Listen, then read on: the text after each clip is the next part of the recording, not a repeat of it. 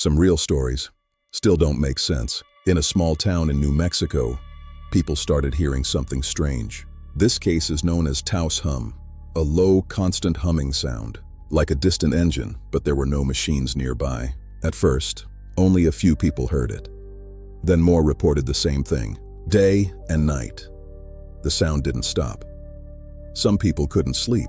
Others reported headaches and anxiety. Investigators came in. They tested everything: electrical systems, underground sources, military activity, but found nothing conclusive. Strangely, not everyone could hear it. Only certain people, which made it even more confusing. Some believed it was a secret experiment. Others thought it came from deep underground, or even something beyond our understanding. But no explanation was ever confirmed. And even today, some people still claim they can hear it.